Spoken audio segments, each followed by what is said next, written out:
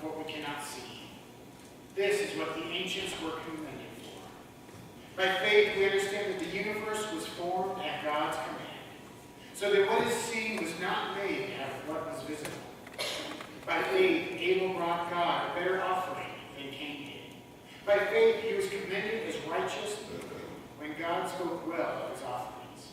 And by faith, Abel still speaks, even though he is dead. By faith, Enoch was taken from this life so that he did not experience death. He could not be found because God had taken him away. For before he was taken, he was commended as one who pleased God. And without faith, it is impossible to please God. Because anyone who comes to him must believe that he exists, and that he rewards those who earnestly seek him. By faith, Noah, when warned about things not yet seen, in holy fear built an ark to save his family. By his faith, he condemned the world and became heir of the righteousness that is in keeping with faith. By faith, when Abraham, when called to go to a place he would later receive as his inheritance, obeyed and went, even though he did not know where he was going. By faith, he made his home in the promised land like a stranger in a foreign country. He lived in tents, as did Isaac and Jacob, who were heirs with him of the same promise. For he was looking forward to the city with foundations, whose architect and builder is God.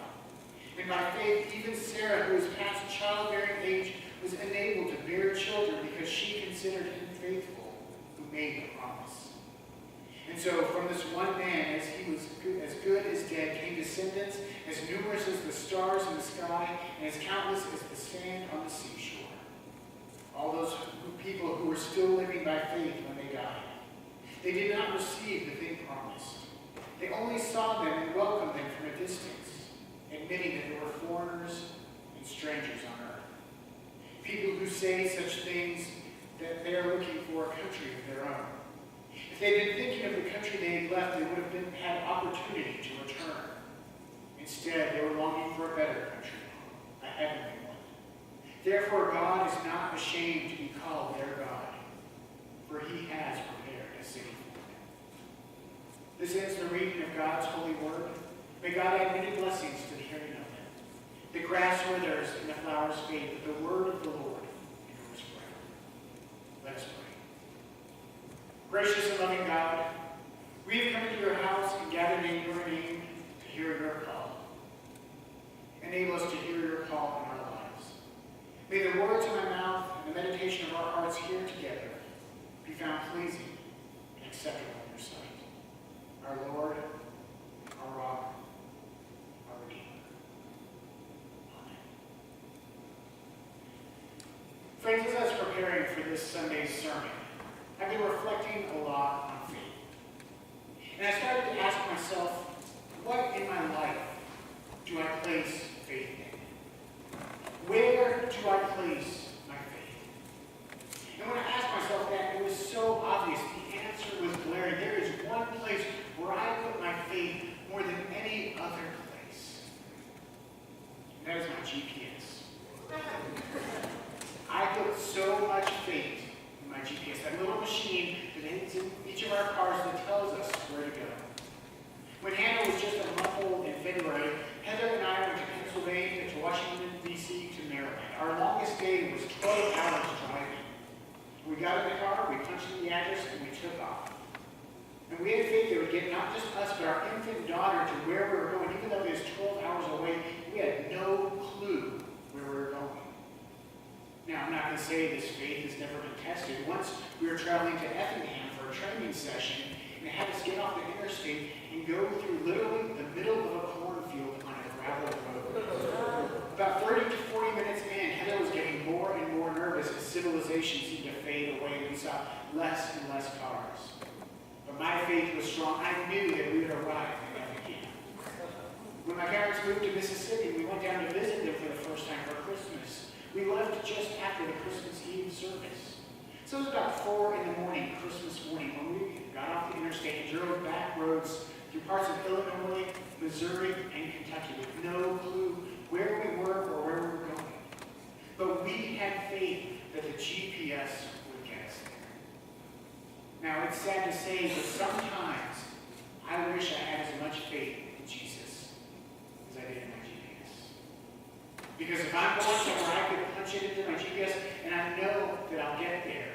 I know that I'll arrive where I'm supposed to be. But when Jesus calls me somewhere, I try to rationalize. I try to second guess. I try to make excuses why I shouldn't be going there. And if I do set out, I question if I'll arrive where I'm supposed to be. Today's reading from the book of Hebrews talks about faith. Now, the book of Hebrews, it's thought was originally a sermon. And aren't you glad we don't preach like that anymore? Because I just read a portion of it, of the 16th chapter. If you look how long it is, think how long that sermon would be. You guys have been checking your watches well before I was halfway through. But in today's sermon, the preacher is talking about faith and talking about being called on a journey of faith. And he talks about 4 examples from the Hebrew history, from the Jewish history, because he's preaching to a group of Jewish people. He talks about Enoch. It talks about Noah and Abraham. And he talks about how faith called each of them on a journey.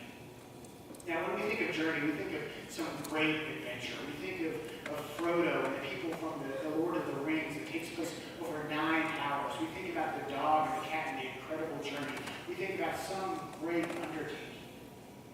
But that's not always the case. When we look at what a journey is, it's simply going from here to there. Going from one place to another. And that's a journey.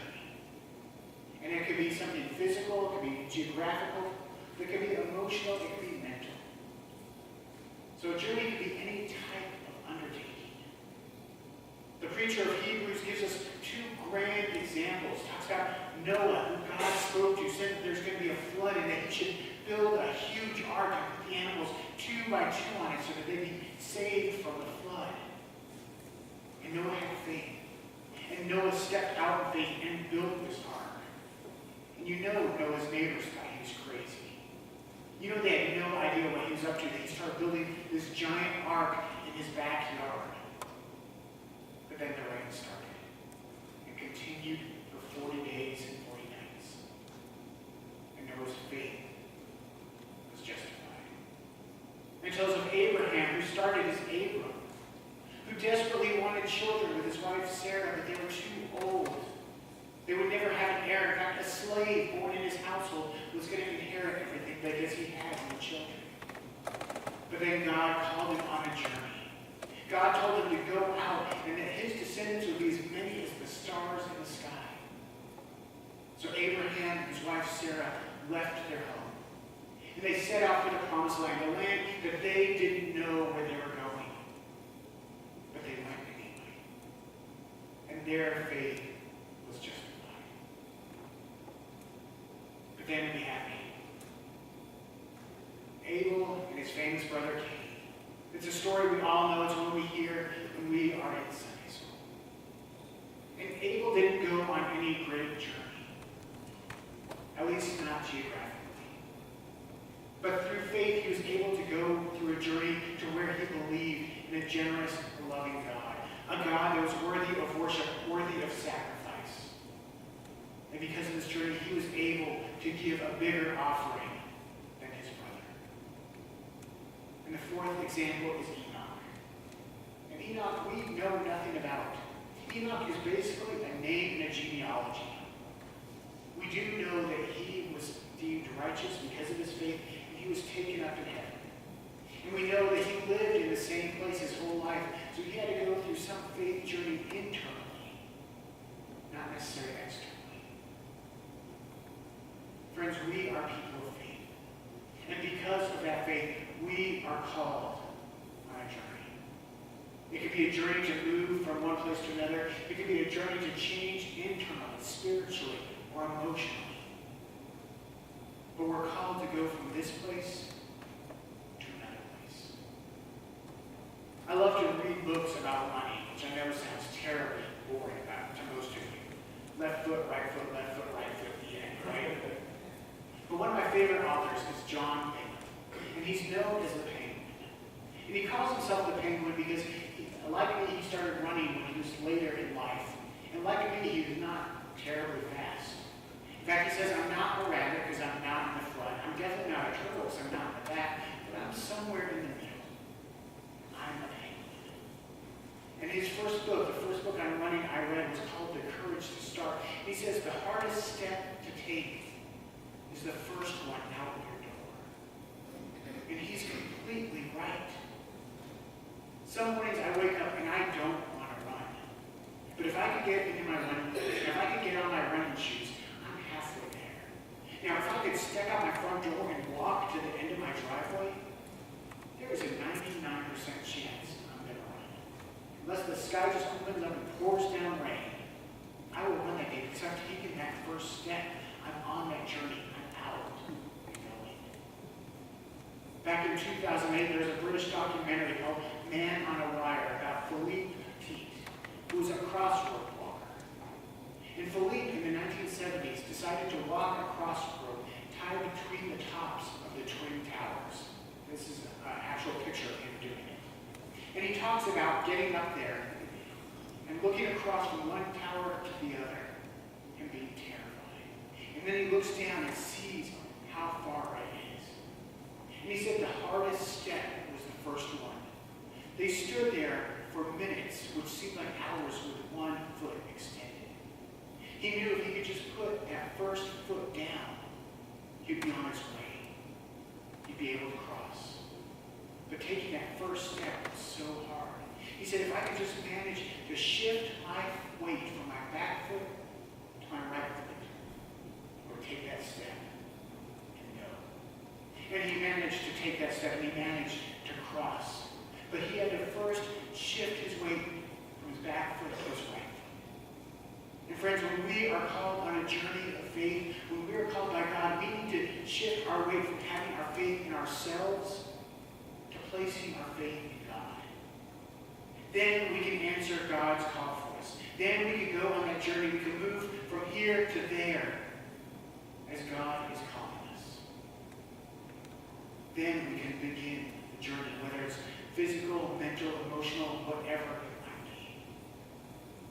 When the preacher of Hebrews talks about these examples, I wish he brought up Moses. Because Moses was a huge instrument of faith. Moses went from being a shepherd, a slave, to leading the Israelite people out of slavery to the promised land.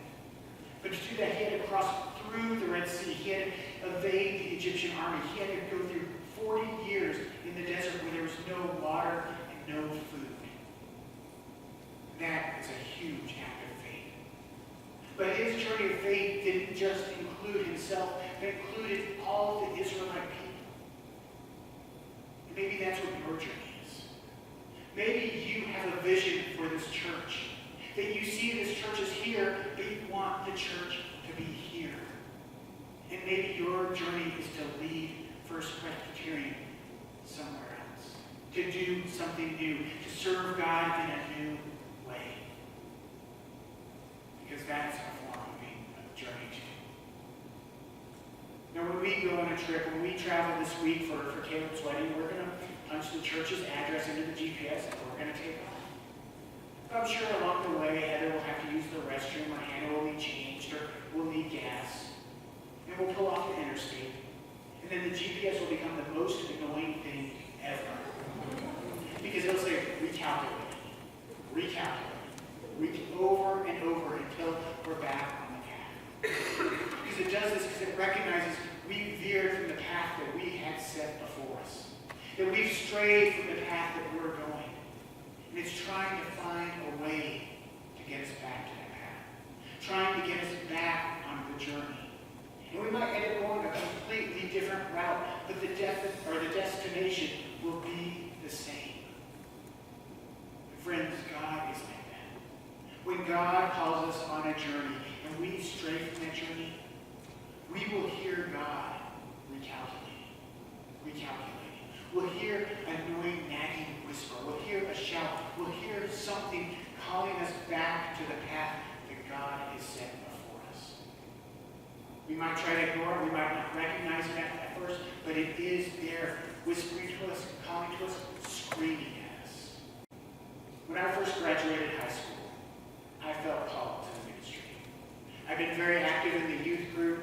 I preached on Youth Sunday. I even, after that, filled the pulpit once when the pastor was out on vacation. vocation. I was excited. I was ready to go to college and go to seminary and become a pastor. But then I got to college. And I had a great time from what I remember. But my priorities changed. I wasn't about school. I wasn't about my family. I wasn't about my relationship with God. I was about partying and chasing girls and hanging out with my friends. And I was good at it. But the school part, the God part, the family part, not as good. And all those relationships suffered. By the time I was in my mid-20s, I wanted nothing to do with church or with God. But in the back of my mind, recalculating. God was calling me back to the journey that God had called me on. God knew the destination I was supposed to arrive at. He was trying to shift me back to that path. And it wasn't the path I would have originally taken, but the destination was the same. Recalculating. Maybe this sermon is the recalculating moment for you. Maybe this has struck a note with you and said, you know what, maybe that is God calling me to this journey. Maybe this is God calling me back to this journey. Maybe that nagging voice is God speaking to me. Or maybe there's something else, but God is in your mind saying, recalculating, trying to call you back to the destination that God has in mind for you. Bob Goff wrote a book called Love Does. Bob Goff is an amazing person. He's a lawyer, he's a philanthropist, he's kind of crazy too. But I love to hear him speak, I love to read him. He's just a fascinating person. And a lot of his work he's done with the country of Uganda. And on his first trip to Uganda, he got in a car and was riding through the crowd. He had a driver. And he saw a child, so he waved at the child. And he looked up, and the child was walking along with the car. Next thing you know, he saw 2 children, and then 4 children. So he waved at them again. And then there were 8 children, 10 children. Pretty soon, the car was surrounded by children. And he did not understand what was going on. So he said to the driver, where are all these children coming from? The driver said, you called them. And Bob said, what did you mean? And the driver explained that in our country, this is waving. But in Uganda, this is follow me. It's a huge difference. Think about waving. Waving is a way of saying hello. But waving doesn't take much effort. I can say, hi Caleb, and I've extended no energy. Hi Pat. Hi Pauline. I've lifted my arm, and that's it, and I'm done. It's so much more to come up and shake your hand. Say, Kevin, how was your week? To Randy, how are you doing? To talk to someone, to go up and approach them. It takes so much more energy than just to wave. And Bob says, how often is that what we do with Jesus? We want to expand as little energy as possible. We want to agree with Jesus. Oh yeah, what Jesus says is right. We want to believe in Jesus, but we want to keep Jesus at arm's length. We want to wave at Jesus, but stay where we are. Stay comfortable. And we think we're waving back at Jesus, but Jesus isn't waving. Jesus is saying, follow me. Friends, Jesus is calling each of us on a journey.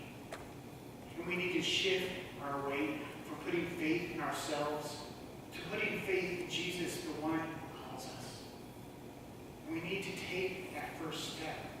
We need to move from here to there, whether it's internal or external, whether it's physical, mental, or emotional.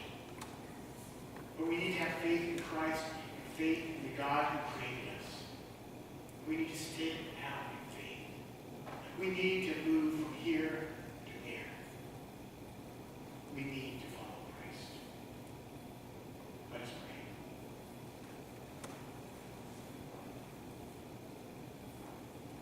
Mighty God, you call to each of us. You call us on a journey of transportation, of transformation, of moving from here to there. Help us to place our faith in you. Help us to answer your call. If we veer from your path, help us to hear you recalculate and return to the path you've set before us.